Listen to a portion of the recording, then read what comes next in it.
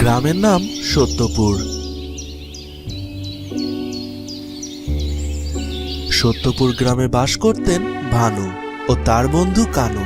ভানু ছিলেন খুবই সহজ সরল, কিন্তু কানু ছিলেন হিংসাপরায়ণ। এমনই একদিন সকালে কানু আড়তে যায় কুমড়ার বীজ কিনতে। কানুকে দেখেই প্রদীপবাবু বলে ওঠে, কি হে কানু, এতদিন বাদে তুমি কুমড়ো চাষ করবে নাকি আবার? ভালো ভালো কুমড়োর বীজ আছে, নিলে নিতে পারো। আশা করি ফলন ভালোই হবে, ভালো বীজটা নিলে। হ্যাঁ প্রদীপ বাবু, আজকাল বাজারে কুমড়ো যে দাম বেড়েছে, কুমড়ো না লাগিয়ে তো আর কোনো উপায় নেই। কুমড়োর বীজ নেওয়ার জন্যই তো আপনার আড়তে এসেছি। তাহলে কানু বীজগুলো নিয়ে যাও, এই বীজগুলো ভীষণ ভালো হবে, ভীষণ মিষ্টি কুমড়া পাবে। এটার দামটাও কিন্তু একটু বেশি পড়বে, 10 পয়সা পড়বে। আচ্ছা কাকা, ঠিক আছে, বুঝতে পারলাম। এটা ভালো বীজ, কিন্তু এই পাশের বীজটা কেমন হবে? একদমই ভালো হবে না, পাশের বীজটা খুবই বাজে। এগুলো রেখেছি গরু খাওয়ানোর জন্য, এগুলোর মাত্র 2 পয়সা দাম। তখনই কানু মনে মনে ভাবতে থাকে, দুইটা বীজই একসাথে নিতে হবে। তাহলে ভালো বীজটা আমি রাখবো, খারাপ বীজটা ভানুকে দিয়ে দিব। তাহলে ভানুর ভাগের টাকার 8 পয়সা আমার পকেটে ঢুকবে। হা হা হা হা হা হা হা। কি হলো কানু, হাসছো কেন এমন ভাবে? তুমি কি বীজ নেবে নাকি শুধু আমার সময় নষ্ট করবে? বাবু, দুইটা বীজই আমাকে প্যাকেট করে দিন। একটা আমার বাড়ির গরুর জন্য নিতে হবে, আর অন্যটা আমার মাঠের জন্য চাষ করব। তখনই প্রদীপবাবু তার ভালো এবং খারাপ দুইটা বীজই কানুকে দিয়ে দেয়। অন্যদিকে ভানু একা একাই বসে বলতে থাকে, কখন যে কানুকে পাঠিয়েছি কুমড়োর বীজ আনতে, এখনো যে আসলো না। কানু কি করছে এটাই তো বুঝতে পারলাম না। হঠাৎ তখনই কানু সেখানে চলে আসে। কানুকে দেখেই ভানু বলে ওঠে, কিরে কানু, এতক্ষণ লাগে? সেই কখন গিয়েছিস বাজারে? আমি কখন থেকে তোর জন্য অপেক্ষা করছি। আরে কুমড়োর বীজ আনতে গিয়েছিলাম, দেখে শুনে তো ব্যাপারটা বুঝে তারপরে তো কুমড়োর বীজ নিতে হবে। অনেক বেশি তোর জন্য ভালো বীজটা এনেছি, এবার তোর ফলন অনেক ভালো হবে। এই বলে কানু ভানুকে সেই কুমড়োর বীজগুলো দিয়ে দেয়। কুমড়োর বীজগুলো দেখে ভানু বলে ওঠে, এ কেমন কুমড়োর বীজ এনেছিস রে? এ তো দেখেই মনে হচ্ছে একদম খারাপ হবে। এটাতে কুমড়ো হবে বলে তো আমার মনে হয় না রে, কেমন যেন খারাপ খারাপ দেখাচ্ছে বীজগুলো। আরে ভানু বন্ধু, আমি কি তোর খারাপ বীজ এনে দিতে পারি? এটা চাই না কুমড়ো, অনেক ভালো ফলন হয়। এটা সহজে পাওয়া যায় না। আজকেই হাটে উঠেছিল, ভিন গ্রামের একটা লোক এই চায়না বীজগুলো বেচতে এসেছিল, সেখান থেকেই নিয়েছি তোর জন্য। ও আচ্ছা, তা ঠিকই বলেছিস। এমন কুমড়োর বীজ তো আমি আগে কখনো দেখিনি। তোর উপর আমার যথেষ্ট ভরসা আছে। আমার এই ছোট একটু জমিতে আমি এই কুমড়োগুলোই চাষ করব, দেখা যাক কেমন ফলন হয়। এভাবেই দেখতে দেখতে কেটে যায় বেশ কিছুদিন। এদিকে ভানু এবং কানু দুজনের জমিতেই কুমড়ো হয়েছে। পরের দিন সকালে ভানু এবং কানু দুজনেই বাজারে যায় কুমড়ো বিক্রি করতে।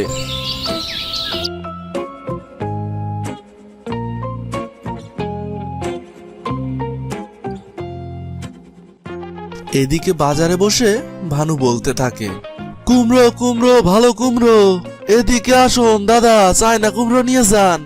এত স্বাদের কুমড়ো আর কোথাও পাবেন না দাদা, আসেন আসেন দাদা, কুমড়ো নিয়ে যান। অপরদিকে কানুও বলতে থাকে, আরে দাদা, এদিকে আসুন, এদিকে আসুন, দেশি কুমড়ো নিয়ে যান। দেশি কুমড়োর মতন মিষ্টি কুমড়ো আর কোথাও পাবেন না।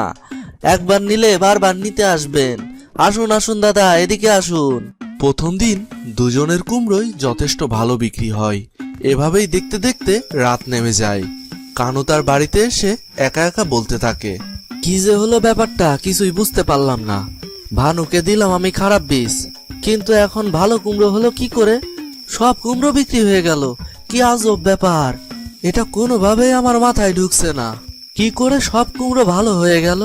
অপরদিকে ভানুও শুয়ে শুয়ে ভাবতে থাকে, যাক, কানু এবার আমাকে ভালো বীজ দিয়েছে, না হলে আজকে তো সব কুমড়ো বিক্রি হতো না। আজ ভালো দাম পেয়েছি, কালকেও আবার সকাল সকাল চলে যেতে হবে। বিধাতা মনে হয় এবার আমার দিকে মুখ তুলে চেয়েছে। এসব বলতে বলতে ভানু ঘুমিয়ে পড়ে। পরের দিন সকালে ভানু এবং কানু দুজনেই কুমড়ো বিক্রি করতে চলে যায়। কিন্তু আজ সকাল থেকে দুপুর হয়ে যায়, কিন্তু ভানুর একটা কুমড়োও বিক্রি হয় না। সে গতকালকের মতন আজকেও বলতে থাকে, এই যে আসুন আসুন, ভালো কুমড়ো নিয়ে যান, কি সুন্দর মিষ্টি কুমড়ো, আসুন আসুন, দেখে শুনে ভালো কুমড়ো নিয়ে যান। তখনই হঠাৎ করে সেখানে কেষ্টদা চলে আসে, আর সে এসেই ভানুকে বলতে থাকে, এই যে ভানু, এই যে, তোমাকে তো ভালো জানতাম, তুমি কাজটা একদমই ভালো করনি। তুমি যে এমন সিটার বাটপার ব্যবসা করবা তা তো আমি বুঝতে পারিনি। তোমার কুমড়ো খেয়ে আমার বউ বাপের বাড়ি চলে গেছে। কি যে রাগ করেছে কালকে আমার উপরে, ঝড় বয়ে গেছে একদম বউয়ের। এত তিতা কুমড়ো মিষ্টি বলে বিক্রি করো, সি সি সি ভানু, তোমার কাছে এটা কখনোই আশা করিনি। কি বলছেন কেষ্টদা, কুমড়ো কি কখনো তিতা হয়? এটা তো চাইনা কুমড়ো, অনেক মিষ্টি হওয়ার কথা। দূর দূর ভানু, এত বাজে কুমড়ো আমি আমার জীবনে খাইনি।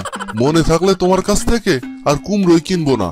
আমাকে দারুণ শিক্ষা দিয়েছো তুমি, এই নাও তোমার কুমড়ো। এই বলে কেষ্ট ভানুকে সেই কুমড়োটা ফেরত দিয়ে দেয়, আর কেষ্ট সেখান থেকে চলে যায়।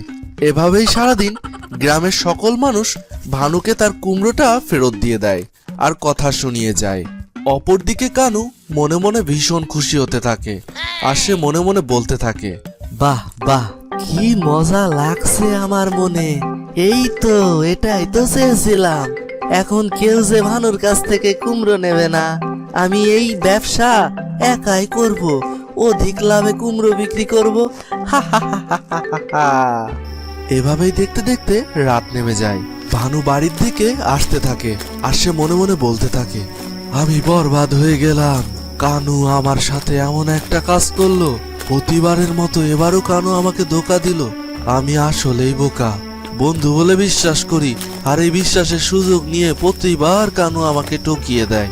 আজ গ্রামের মানুষের কাছে আমি আমার মান সম্মান সবই হারিয়েছি। এই অপমান আমি কখনোই মেনে নিতে পারবো না। আমি আজই এই গ্রাম ছেড়ে চলে যাব। এই গ্রামের মানুষ আমাকে সিটার বাটপার শুনিয়েছে আজকে, সেই গ্রামে আমি আর থাকবো না।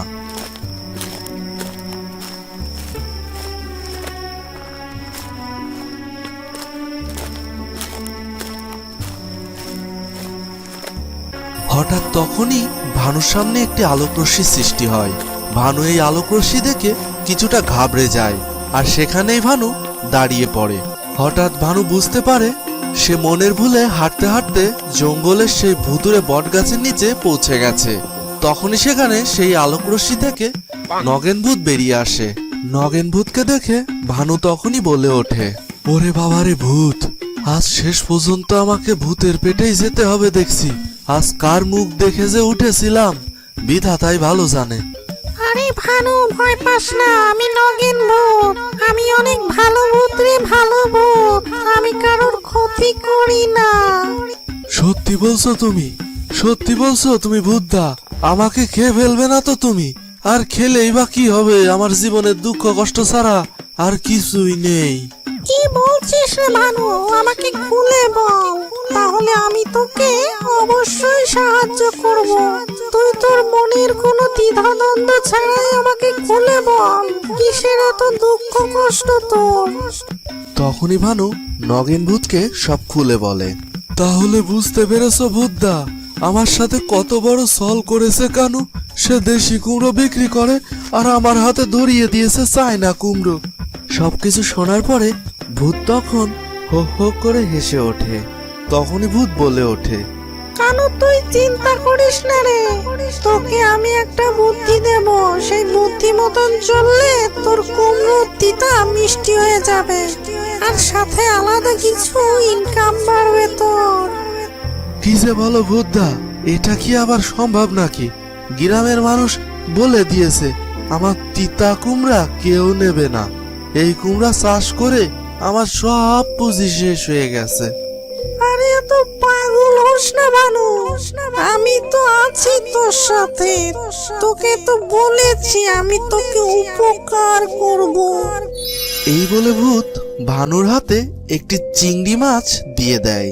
তখনই ভূত ভানুকে বলে ওঠে, ভানু, এটা দেশের চিংড়ি নয় কিন্তু, এই চিংড়িটা তোর কুমড়োর মধ্যে জল ঢেলে চাষ করবি। দুদিনের মধ্যেই দেখতে পারবি এই চিংড়ি তোর কুমড়োর মধ্যে বাচ্চা ছাড়বে, আর সেই বাচ্চাগুলো বাকি কুমড়োর মধ্যে ছেড়ে দিবি। হা হা হা হা হা হা হা। কি যে বলো ভূতদা, তোমার মাথা গেছে নাকি নেশা জাতীয় কিছু খেয়েছো? কুমড়োর মধ্যে কি আবার চিংড়ি চাষ হয় নাকি? এটা আমার বাপের জন্মে তো কোনোদিন শুনিনি। ভূতের দেওয়া চিংড়ি, এটা যে সে চিংড়ি না, মুরগির ভূতের দেওয়া চিংড়িতে অনেক কিছুই হয়। এটাতে তোর চিংড়ি চাষ হয়ে যাবে, আবার তোর কুমড়ার তিতাও চলে যাবে, কুমড়া হয়ে যাবে মিষ্টি অনেক সুস্বাদু। আর প্রতি কেজি চিংড়ির সাথে কুমড়া একটু ফিরিয়ে দিবি, পরের দিন তাহলে কুমড়াগুলো এমনি বিক্রি হয়ে যাবে। আর তোর বন্ধু আফসোস করতে হবে তার অপকর্মের জন্য। আচ্ছা ঠিক আছে ভূতদা, তোমার উপরে আমার ভরসা আছে। আমি এখনই বাড়ি ফিরে যাচ্ছি, আর তোমার কথা অনুযায়ী কাজগুলো করছি। পরের দিন সকালে ভানু ভূতের কথা মতো তার কুমড়ার মধ্যে সেই চিংড়িটি দিয়ে দেয়। এভাবেই দেখতে দেখতে কেটে যায় 2 দিন। সেই চিংড়ি থেকে অনেকগুলো চিংড়ির বাচ্চা দেখা যায়। ভানু প্রথম চিংড়ির মতো সেই চিংড়ির বাচ্চাগুলোকে বাকি কুমড়োর মধ্যে ছেড়ে দেয়। এভাবেই কিছুদিন পর চিংড়িগুলো বড় হয়ে যায়, আর সে ভূতের কথা মতো চিংড়ি এবং কুমড়া দুটোই বাজারে বিক্রি করে এবং অনেক লাভবান হয়। অপরদিকে কানুর মিষ্টি কুমড়ো তিতা কুমড়োতে রূপান্তরিত হয়। এভাবেই কানু তার অপকর্মের সাজা পায়। তো বন্ধুরা, ভিডিওটি কেমন লাগলো? যদি ভালো লেগে থাকে তাহলে অবশ্যই সাবস্ক্রাইব এবং লাইক করে দিও। আজ এ পর্যন্তই, দেখা হবে পরের কোনো ভিডিওতে। সে অবধি ভালো থাকো এবং সুস্থ থাকো। ধন্যবাদ।